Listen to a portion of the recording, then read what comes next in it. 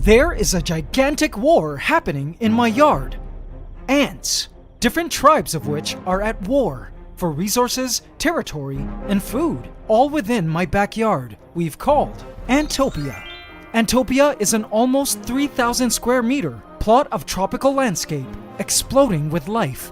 Dense and towering plants, horned beasts that eat them, colorfully armored nomads, and of course, battalions of various warriors, the most powerful of which are ant colonies. I've been meticulously following this great Antopian war and have mapped out the exact locations of all the ant colony encampments I could find. And so far, I've discovered that there are two main teams of ants. Team native ants, including weaver ants from the treetops, Asian marauder ants with their huge super majors, big-headed ants from the outer bamboo forests, elusive Odontopanera ants, twig ants inhabiting stick hollows, and recently identified flower ants living in acacia bark.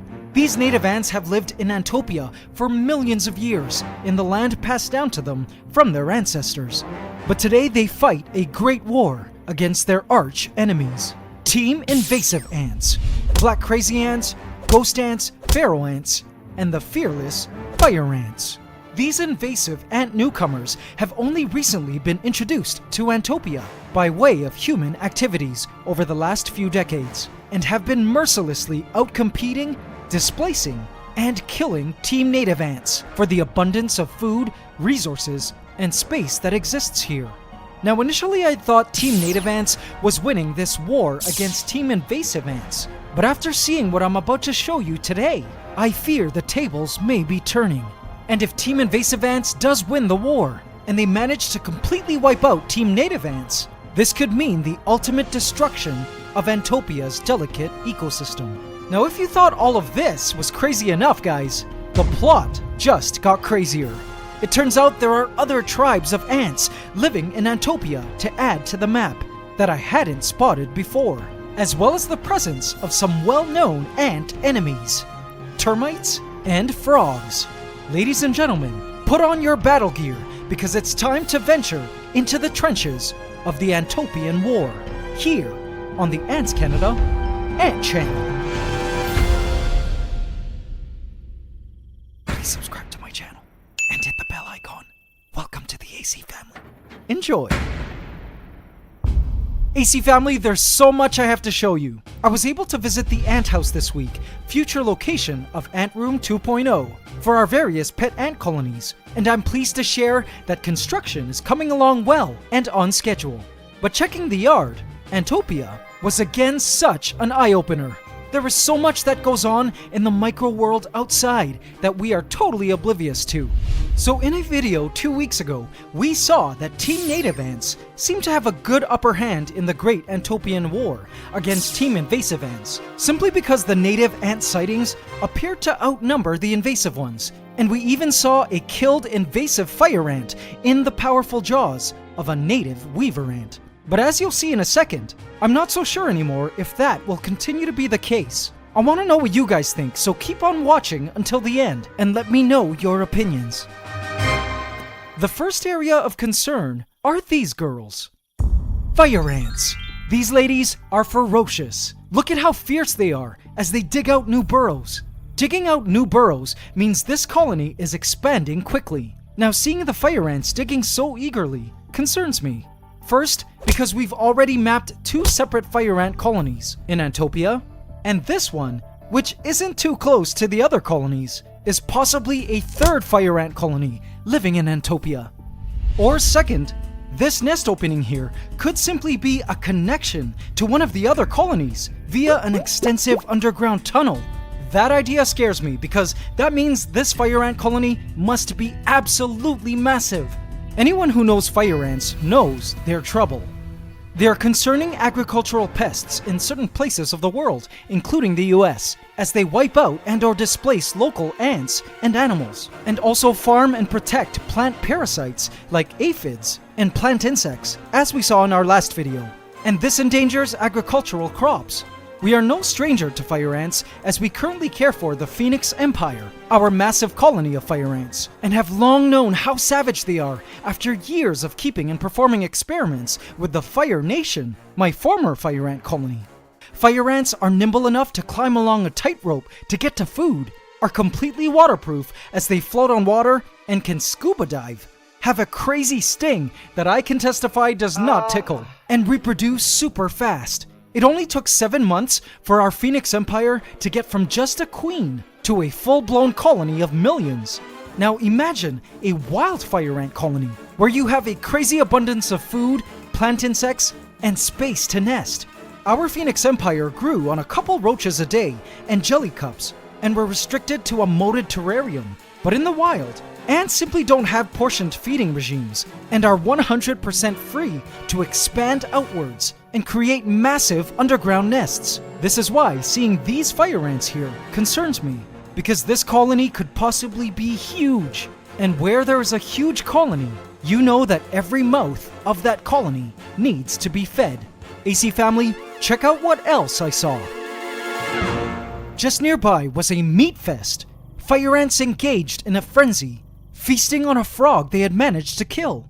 If you're an OG of this channel, you might recognize this frog, as it is a native microhylid frog.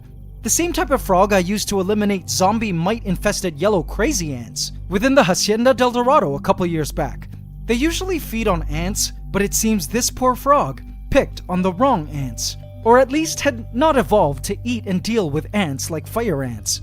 Like a vicious pack of meat-hungry velociraptors, the fire ants tore deep into the frog's carcass and carried the chunks of frog meat back to the colony for further processing.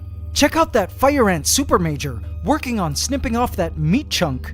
Again, seeing the fire ants like this was concerning because it was evidence that the fire ants were officially attacking local wildlife. To think an ant-eating frog was now prey to ants is an irony that pains me. With a growing population, the fire ants' lust for meat was growing. I also have a few chickens on the property. For all of you in the US who live in fire ant country, should I worry about the fire ants eating my chickens and/or their chicks? How about my goats? Are they safe? I have a lot of experience with fire ants as pets, but literally zero experience with living on their land. Or land they're in the process of dominating, rather. Whatever the case, these fire ants, which were members of Team Invasive Ants, were very scary, simply due to the possibility of sheer size and their hunger for meat. But now AC family, for another very concerning sight I saw not too far away.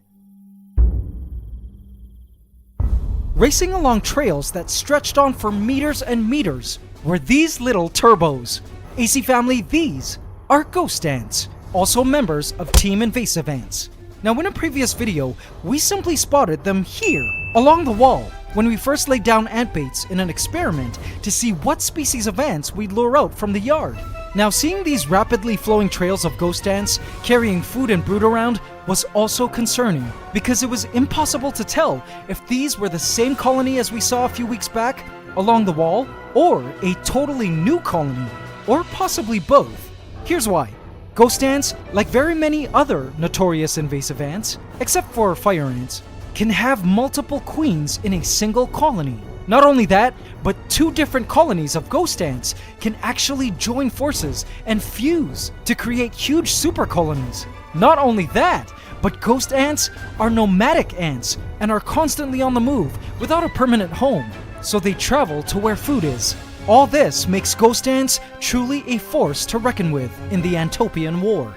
They may be small, but like the fire ants, they conquer by sheer numbers. They might not have a painful sting nor a lust for meat like fire ants do, but they are experts at driving out ants from their nests.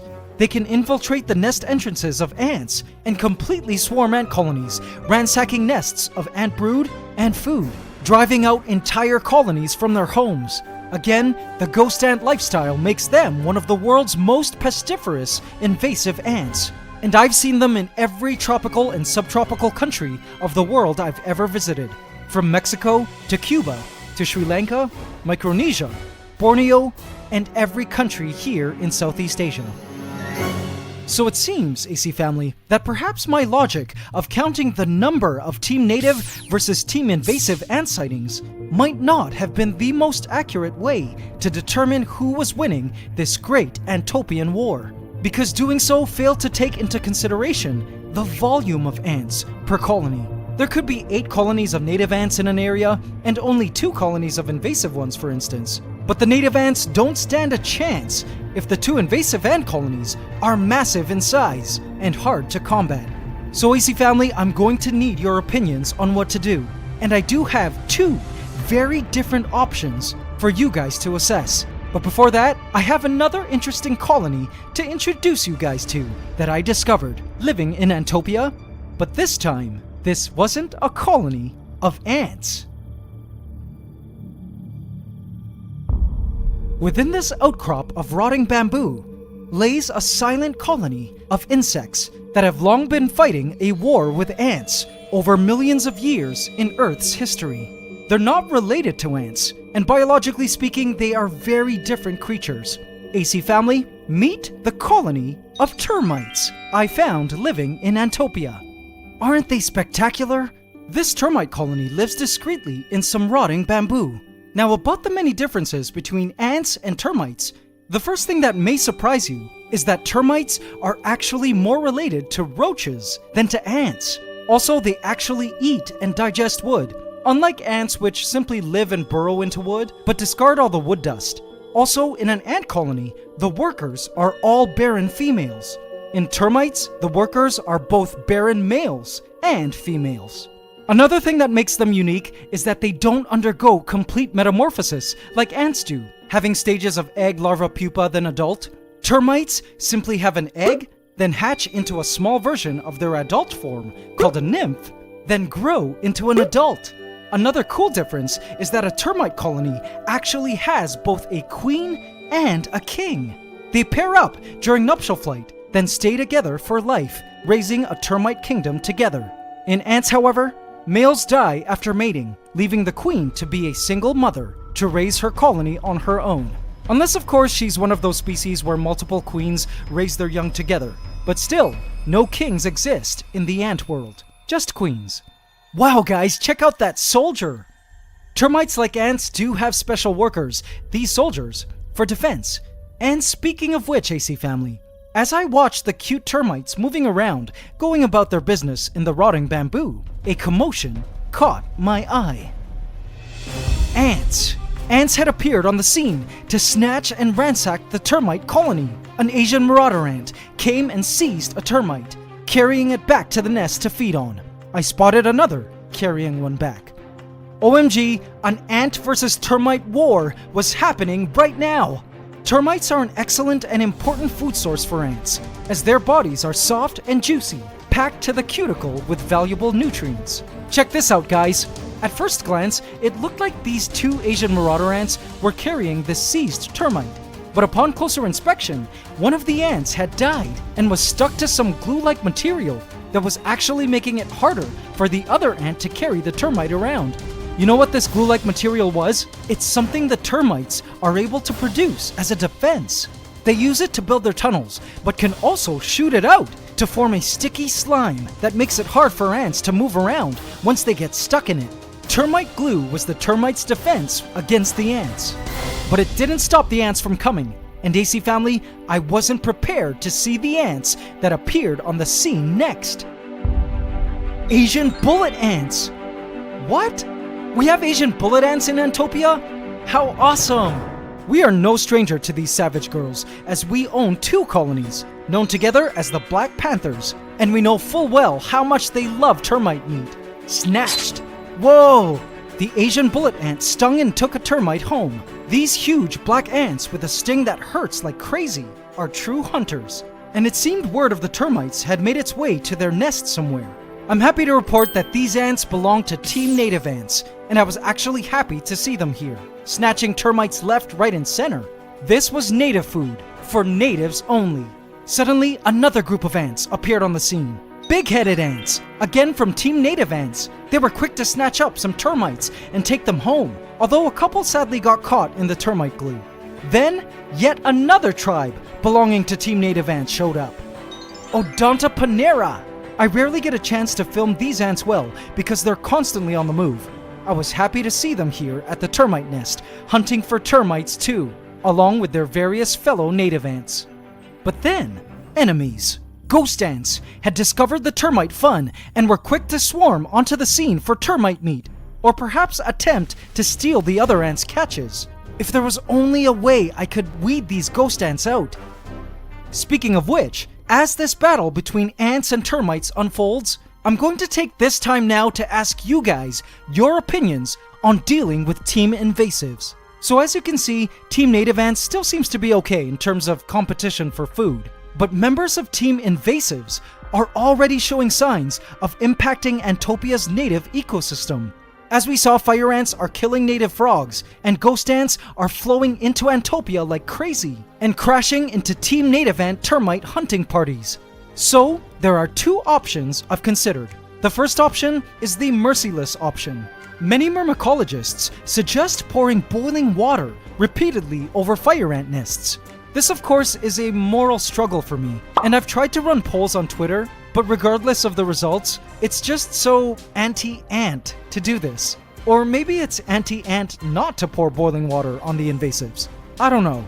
I don't think the boiling water would work against the ghost ants because their colonies and their queens are just too spread out. And again, they'll just come pouring back in, even if we did manage to boil a good amount of the colony. The second option is a more eco-friendly option in my mind, and that is to simply support Team Native Ants by feeding native ant colonies directly at their nests, so they claim food first. I could plant more trees and shrubs to encourage more native arboreal species like weaver ants to inhabit Antopia, which we already know are successful fire ant killers. I could also release native ants into the area. I've been planning on releasing our bobbleheads, our colony of big-headed ants that I've been keeping for a couple years now, and I'm okay to let go, because just a few weeks ago, I received a huge super colony of a very invasive big-headed ant species. So I'm not letting it go, and I don't have a need for two big-headed ant colonies. So what do you guys think of that idea? I could also release one of my 2 teams of Asian bullet ants to help support the bullet ant population of Antopia. Let me know what you guys think. Maybe you feel I shouldn't do either, and should just not interfere and allow nature to take its course. I'm interested to hear what you guys think, AC family. An hour later, the site of the termite nest was deserted by the teams of ants. The termites had managed to seal up all holes to their nests with termite glue, and there was no more opportunity for the ants to access them. The microworld out in the wild is truly mind-blowing. This channel has mostly been dedicated to filming the ants in elaborate ant farm setups and terrariums, and it has helped us learn about the ants we love in a very controlled and rather clinical way.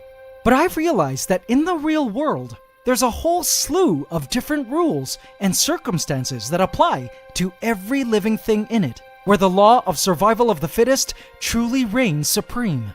Now that we're in the process of moving out of my condo in the concrete jungle and literally into the middle of an actual jungle farm, I've discovered there's an entirely different and infinitely larger world on the outside.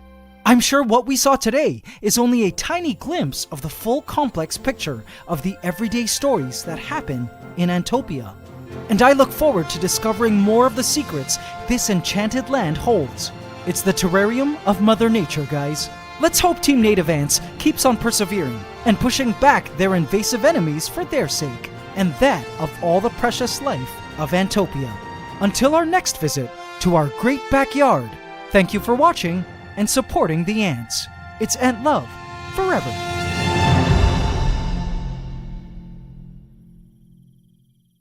AC family, did you enjoy this week's episode? Don't worry, this channel will still be about our pet ants in the Antiverse. But I think filming and documenting the real-life stories of the wild ants of Antopia is just as cool. What do you guys think? So many more ant videos are ahead, so if you haven't yet, do smash that subscribe button and bell icon now, and hit all so you get notified at every upload. Also, don't forget to hit the like button every single time, including now. It would really mean a lot to me, guys. Thank you. AC Inner Colony, I have left a hidden cookie for you here. If you would like to watch extended play footage of the ants and termites of Antopia, go check them out. And guys, in case you haven't heard yet, our AC Holiday Sale 2020, where you get 20% off our AC Ant Tower Small and AC Hybrid Nest Mini, is still in effect at our shop at antscanada.com. And on top of that, if you use the promo code AntLoveForever2020, you get our Ultimate Ant Keeping Handbook ebook, complete with care guides on specifically commonly kept ant species, totally free, which you can add to your cart before checking out. Our easy-to-use ant farms, which you see me use in my videos, make an awesome holiday gift for anyone who loves ants. We ship worldwide and also offer full email support if you need our help. Plus, if you didn't catch a queen ant this season and need ants, just visit the Queen Ants for Sale tab on our site to look for an ant colony seller in your area. Just a reminder that though it's too late to order for delivery before Christmas, this awesome promo still continues until January 1st, 2021. So visit antscanada.com today and get your discount to own your very first AC ant farm and pet ant colony. And now it's time for the AC question of the week. Last week we asked, what is your favorite feature about this Crystal Cave Temple Terrarium? Congratulations to Stallheart385, who answered, my favorite feature is hands down the glowing crystals. Congratulations, Stallheart385, you just won a free Ultimate Ant Keeping Handbook from our shop. In this week's AC question of the week, we ask, name one difference between termites and ants. Leave your answer in the comment section, and you could also win a free Ultimate Ant Keeping Handbook from our shop. Hope you can subscribe to the channel as we upload every Saturday at 8 a.m. Eastern Standard Time. Please remember to like, comment, share, and subscribe if you enjoyed this video to help us keep making more. It's Ant Love forever.